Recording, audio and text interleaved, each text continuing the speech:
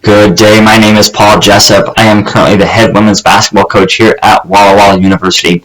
Thank you for allowing me to be able to propose my passion in teaching student athletes and teaching students life skills and skill sets that go beyond just the sport itself. In my speech, I have 4 stages. Stage 1, of course, is the attention getter, a very relevant topic.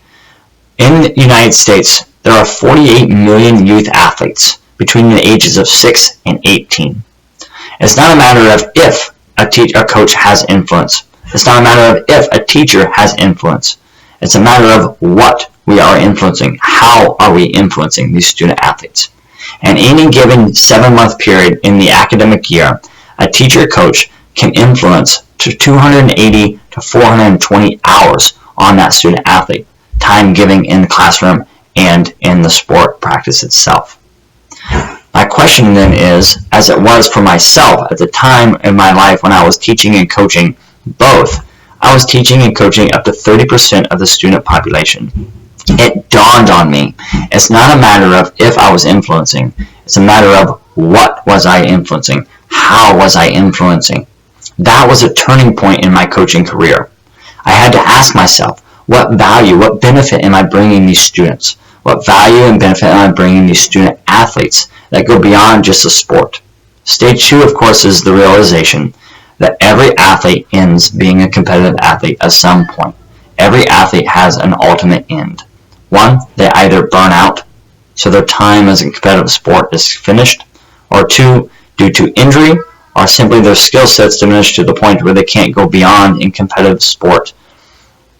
At the end of the day, as a competitive student athlete, what do they have left? What value, what skill sets have I taught them that go beyond just having memories, having good friendships, and beyond having a sport-specific skill set?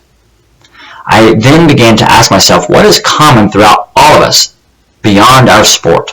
What is common throughout all of us as human beings in whatever profession or endeavor in life that you find yourself in?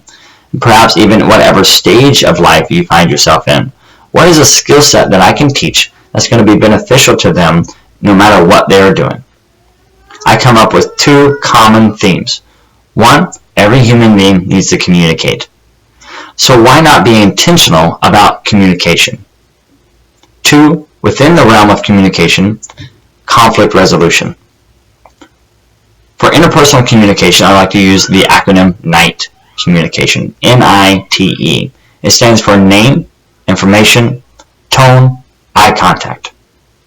In conflict resolution, I teach specifically Matthew 18 principle, interpersonal one-on-one conflict resolution, and speaking in a manner that's less combative, that puts down walls, and helps us get to the resolution quicker without any more interpersonal conflict. As a teacher coach, as a parent, we all realize there will be conflict. I like to be intentional about how to teach conflict resolution that's appropriate and beneficial to all involved.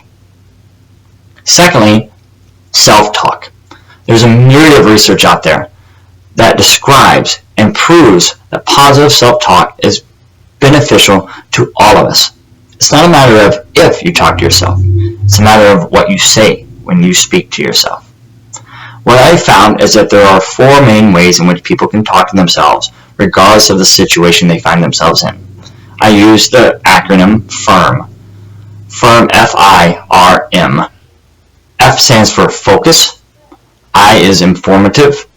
R is relaxing. M, of course, is motivational. So I find that the common theme, the skill set that we can teach is communication and positive self-talk.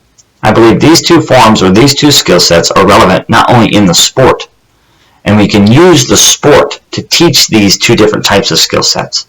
But this is something that resonates with all of us, all stages of life, every human being, every profession we find ourselves in.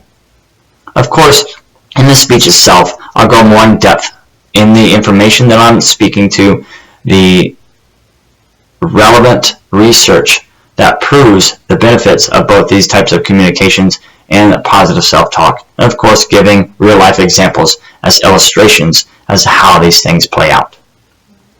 I thank you so much for taking the time to listen to my passion. I truly hope that I can speak more in person with whomever that I can talk to about really getting this message out there to all of us teachers, all of us teacher coaches, all of us parents, and help influence and help gain ground in being intentional about bringing true value while we're influencing these young student athletes. Thank you so much for your time, and I look forward to speaking to you further.